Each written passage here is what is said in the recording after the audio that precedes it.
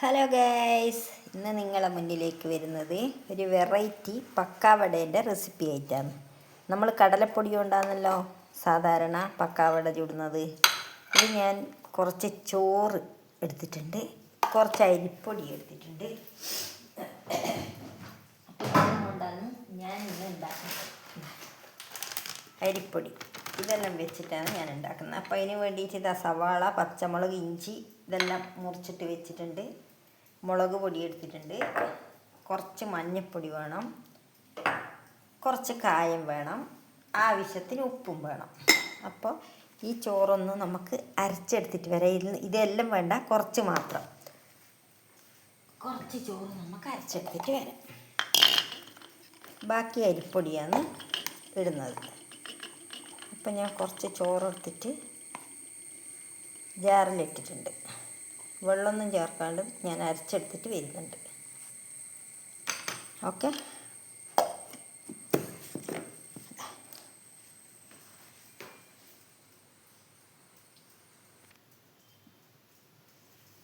അപ്പോൾ ഇതാ ഞാനിത് അരച്ചെടുത്തിട്ട് കൊണ്ടുവന്നിട്ടുണ്ട്.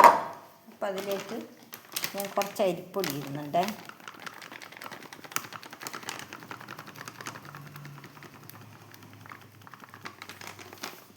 കുറച്ച് അരിപ്പൊടി ഇട്ടിട്ടുണ്ട്. ആവശ്യത്തിനുള്ള ഉപ്പിട്ട് കൊടുക്കാം. നമുക്ക് ഉപ്പ് പോരെങ്കിൽ നമുക്ക് അങ്ങനെ ഇട്ട് കൊടുക്കാം. പിന്നെ കുറച്ച് മുളക് പൊടി ഇട്ട് കൊടുക്കാം.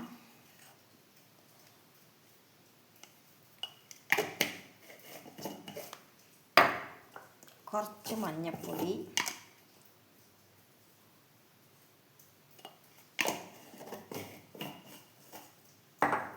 കുറച്ച് കായപ്പൊടി.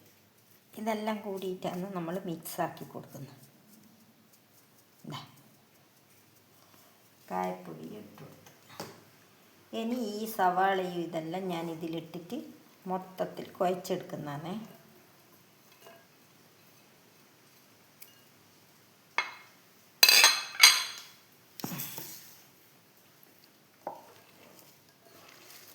ഇതെല്ലാം കൂടി ഞാൻ മൊത്തത്തിൽ കുഴച്ചെടുക്കുന്നുണ്ട്.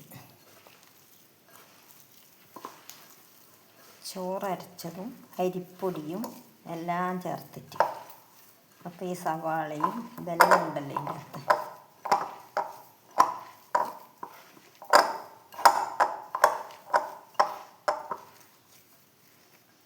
എല്ലാം കൂടി മിക്സ് ചെയ്യുക. വെള്ളം ആവശ്യത്തിന് വേണ്ടിക്കിൽ കുറച്ചൊന്ന് ഇറ്റിച്ചു കൊടുക്കാം. എന്നിട്ട് കുഴച്ചെടുക്കണം.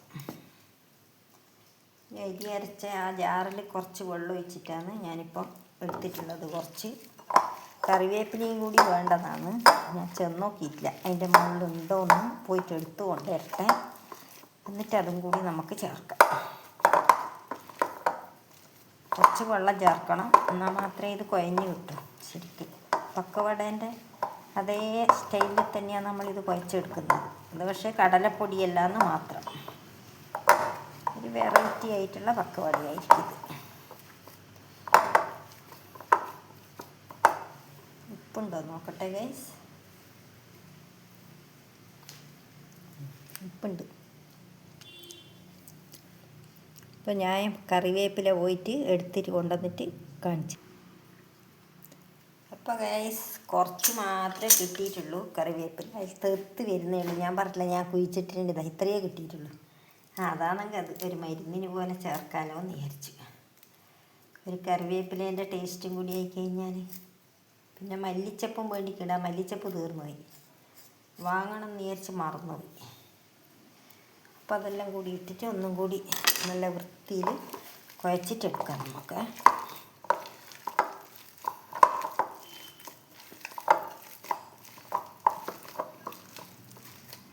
നല്ല കായത്തിൻ്റെ എല്ലാം മണം അങ്ങനെ പൊന്തുന്നുണ്ട്.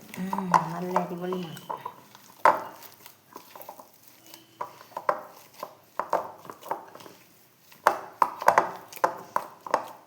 ഒരിച്ചിരി കൂടി വെള്ളം ചേർക്കണം. ലേശം, അധികം വേണ്ട.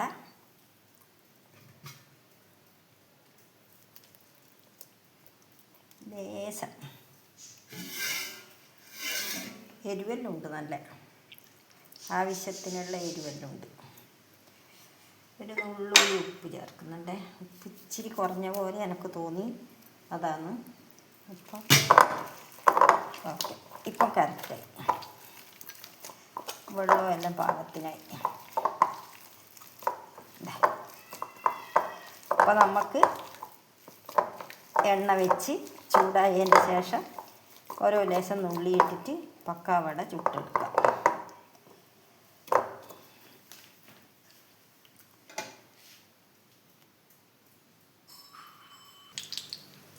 ഇപ്പോൾ ഗൈസ് ഞാൻ എണ്ണ ഒഴിച്ച് ചൂടായിട്ടുണ്ട്. ഞാൻ ചെറുങ്ങനെ പക്കാവട ഇതിൽ നുള്ളിയിടുന്നുണ്ട്.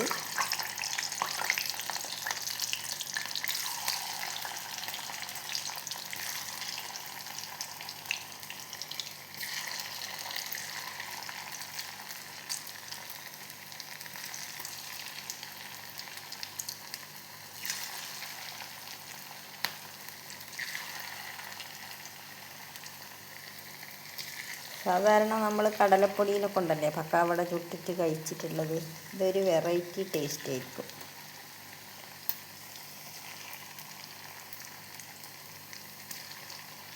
അപ്പോൾ ഇതെല്ലാവരും ഒന്ന് ഉണ്ടാക്കി നോക്ക്, ഇതെങ്ങനെയുണ്ട് എന്ന് അഭിപ്രായം പറയണേ.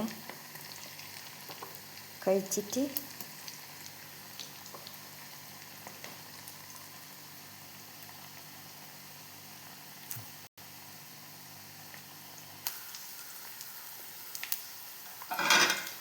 ഇതാ ഞാനിട്ട പക്കാവട ഒരിക്കൽ റെഡി ആയിട്ടുണ്ട്. കോരിയെടുക്കട്ടെ.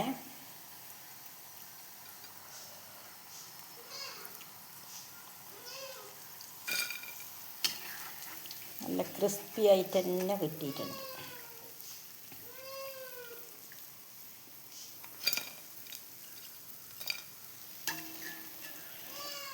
അടിപൊളിയായി കിട്ടിയിട്ടുണ്ട്.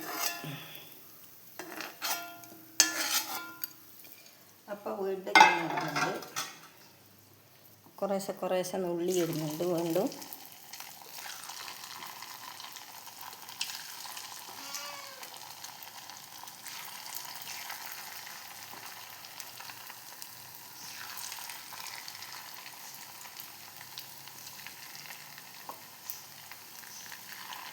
അപ്പോൾ ഇതും ആയിക്കഴിഞ്ഞാൽ നമുക്ക് വാങ്ങാം.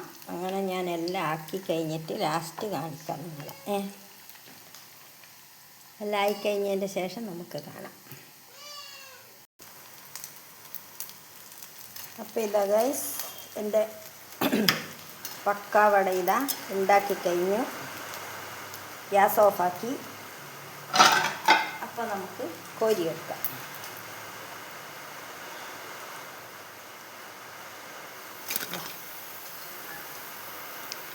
ഇത്രയാണ് കിട്ടിയിട്ടുള്ളത്.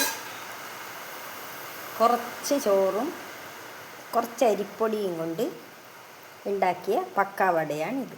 കണ്ടല്ലോ, നല്ല ക്രിസ്പിയായി കിട്ടിയിട്ടുണ്ട്. ഇതാ കണ്ട, ഉള്ളും നല്ല അടിപൊളിയായിട്ട് വെന്തതാണ്. ഇതാ കണ്ട, ഇതാ നല്ല അടിപൊളി സാധനമാണ്. തിന്നാൻ നല്ല ടേസ്റ്റാണ്. അപ്പോൾ ബാക്കി വന്ന ചോറ് ആരും കളയാൻ നിൽക്കണ്ട. ഇങ്ങനത്തെ വടകളെല്ലാം ചുട്ട് നമുക്ക് കഴിക്കാം. അപ്പോൾ എൻ്റെ ഇന്നത്തെ ഒരു ചെറിയ കുഞ്ഞു വീഡിയോ ആണ്. എല്ലാവരും കണ്ട് സപ്പോർട്ട് തരണം.